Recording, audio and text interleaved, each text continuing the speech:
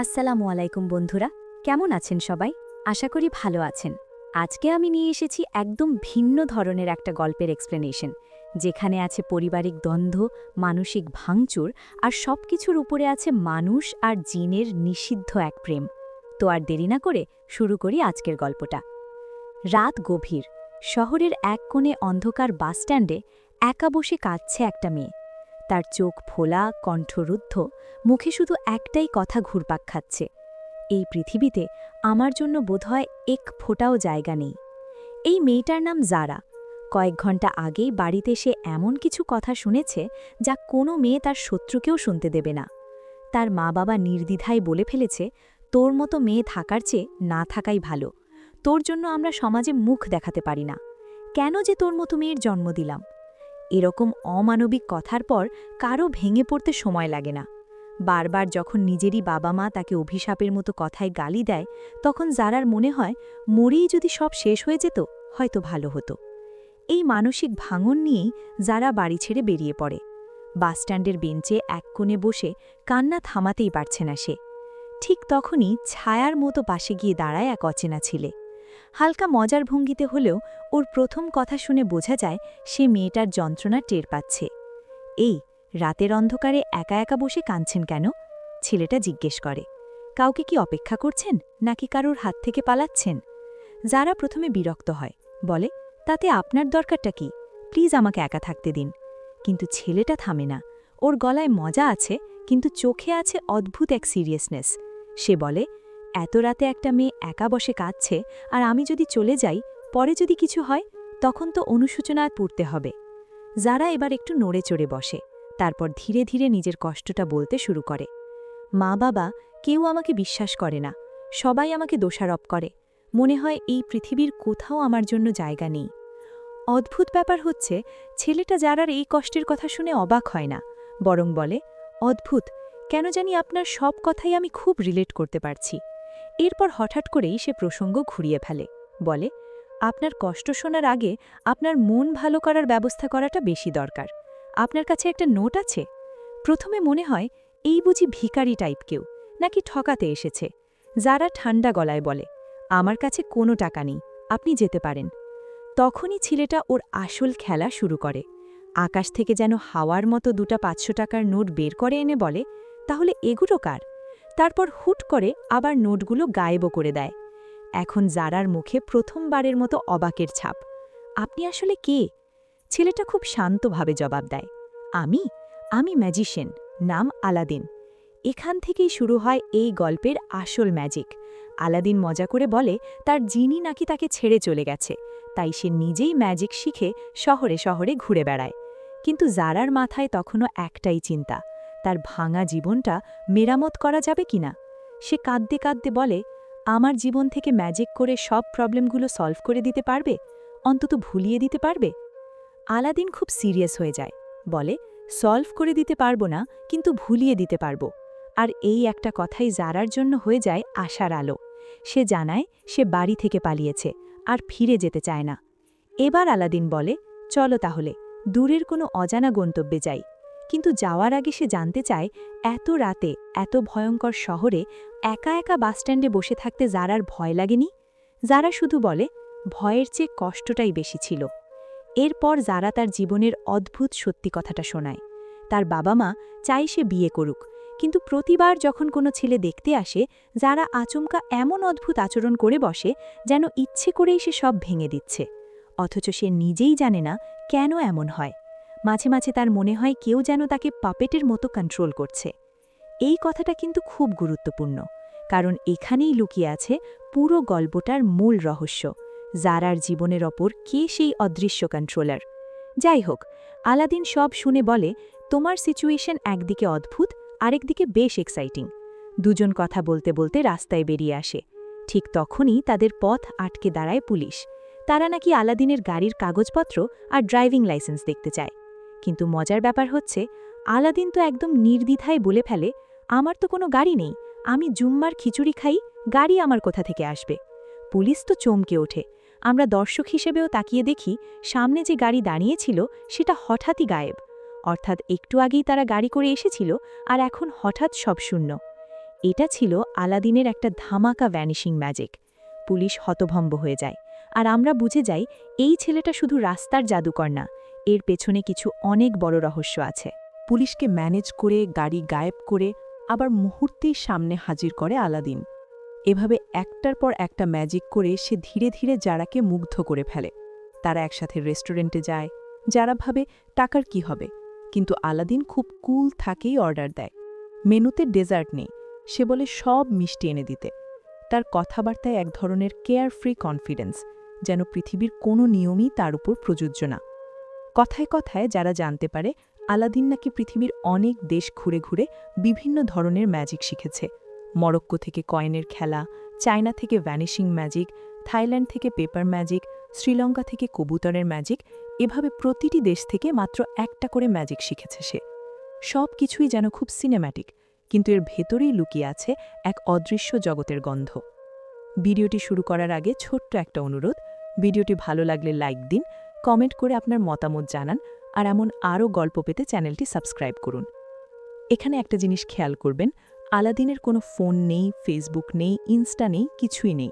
সে কোনো ঠিকানাও দেয় না, শুধু বলে তুমি যখনই আমাকে মনে করবে আমি তখনই তোমার সামনে চলে আসব।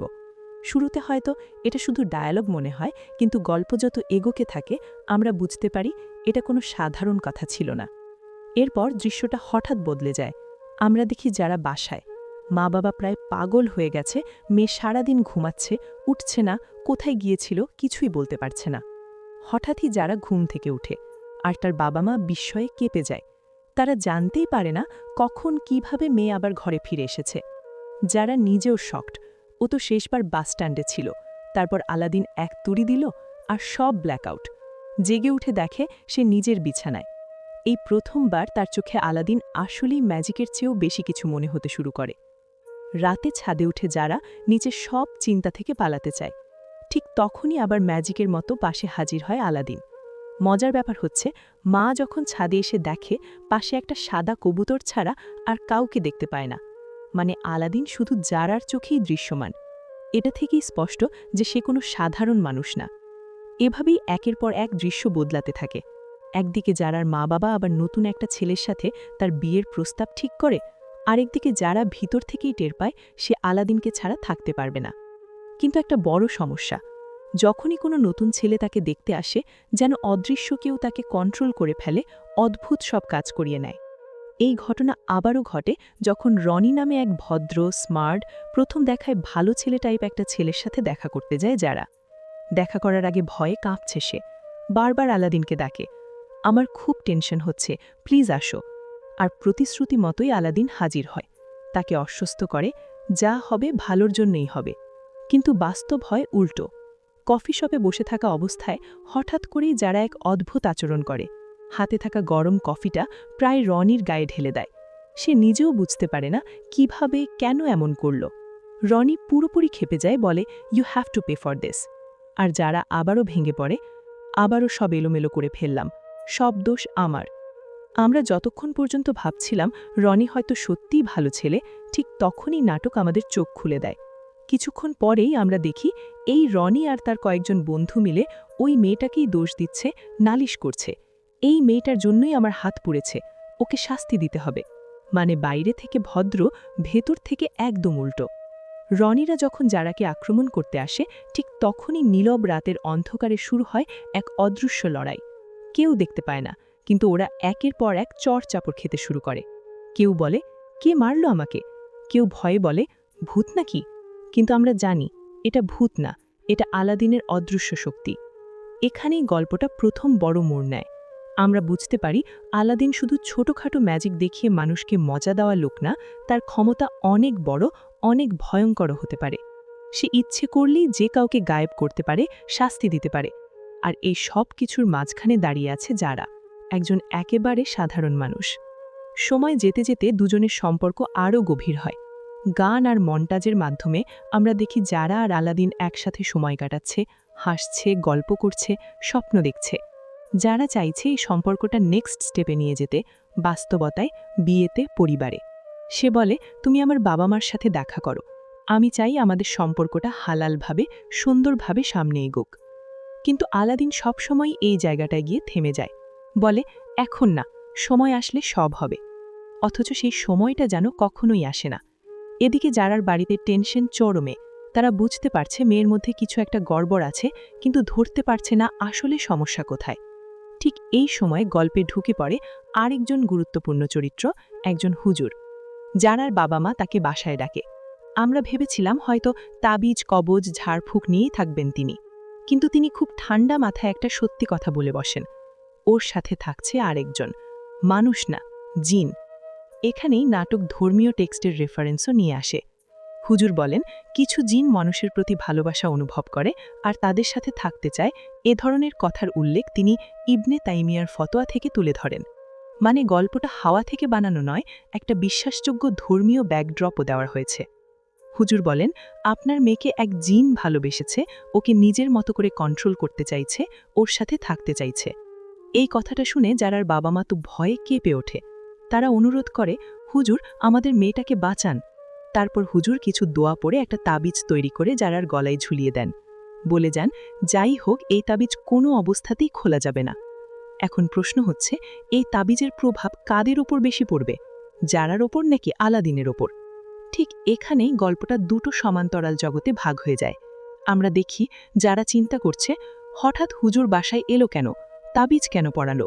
সে সাহস করে মাকে জানায় আমি একজনকে ভালোবাসি, তাকে তোমাদের সাথে দেখা করাতে চাই।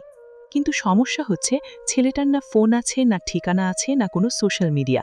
কিভাবে তাকে খুঁজে বের করবে? এই বিশৃঙ্খলার মাঝেই অন্যদিকে আমরা দেখি আলাদিন আরেকটা জগতে নিজের কাতারে এক ধরনের বিচারকের সামনে দাঁড়িয়ে আছে। সেই অদৃশ্য কণ্ঠ তাকে সাবধান করে দিচ্ছে মানুষ আর জিন এক হতে পারে না। তুমি আগুন, ও মাটি, তুমি যতই কাছে যাবে ওর ততই ক্ষতি হবে। এখানে একটা ডায়লগ খুব গুরুত্বপূর্ণ। এটা ভালোবাসা না, এটা শক্তি। শয়তানও একসময় খোদার হুকুম মানতে চায় নাই, তুমি কি সেই পথেই হাঁটছ? এই লাইন থেকে বোঝা যায় আলাদিনের অনুভূতিটা যতই ভালোবাসার হোক, সে আসলে এক ধরনের অবাধ্যতার পথে হাঁটছে, খোদার বিধানের বিপরীতে। তাকে বলা হয় যদি সত্যিই ওকে ভালোবাসো তাহলে ওকে ছেড়ে দাও, কারণ তোমার সান্নিধ্য ওর জন্য বিষাক্ত। কিন্তু আলাদিন প্রথমে রাজি হয় না।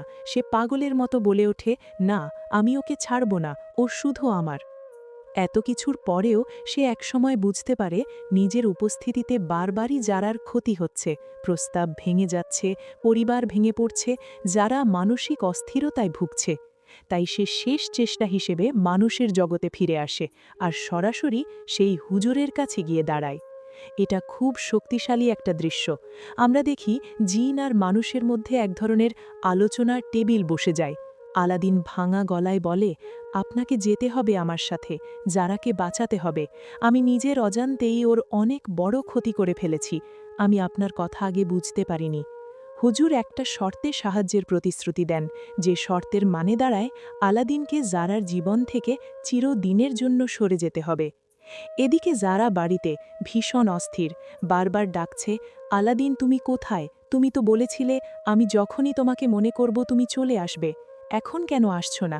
তুমি কি আমাকে ভুলে গেছো, নাকি তুমি সত্যিই আমার কল্পনা ছিলে?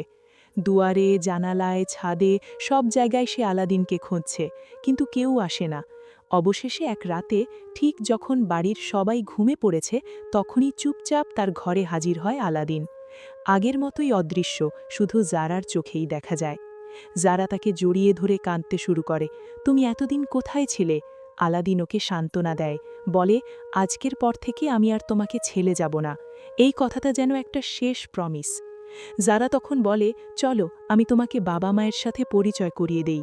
কিন্তু আলাদিন হঠাৎই খুব সিরিয়াস হয়ে যায়, না, এখনই কিছু বলা যাবে না, ওরা প্রশ্ন করবে, সন্দেহ করবে, আর আমাদের কখনোই এক হতে দেবে না।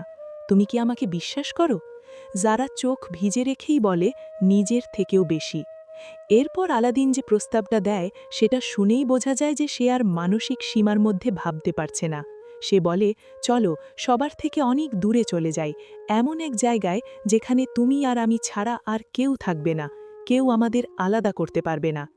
যারা ইতস্তত করে, কিন্তু ভালোবাসায় অন্ধ হয়ে যেতে যেতে সে বুঝতেই পারে না যে এখানে কি ভয়ঙ্কর সিদ্ধান্ত লুকিয়ে আছে। আলাদিন তাকে নিয়ে বাইকে বা গাড়িতে চড়ে অন্ধকার রাস্তায় বেরিয়ে যায়। সে খুব স্পিডে গাড়ি চালাচ্ছে। যারা ভয়ে চিৎকার করে, আস্তে চালাও, কি করছো তুমি? কিন্তু আলাদিন এক অদ্ভুত ট্রান্সের মধ্যে, যেন কোনো একদম শেষ সীমান্তের দিকে ছুটে যাচ্ছে। ঠিক তখনই তার কানে বেজে ওঠে সেই জিন বিশ্বের সতর্কবাণী। মানুষ আর জিন এক হতে পারে না। তুমি আগুন, ও মাটি। তুমি যতবার ওর কাছে যাবে ওর ততই ক্ষতি হবে।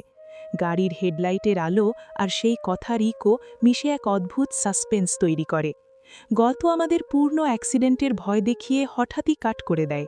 আমরা পরের দৃশ্যে দেখি যারা ঘরে আছে, সুস্থ, স্বাবলম্বী, তবে তার চোখে গভীর এক শূন্যতা। আলাদিন নেই।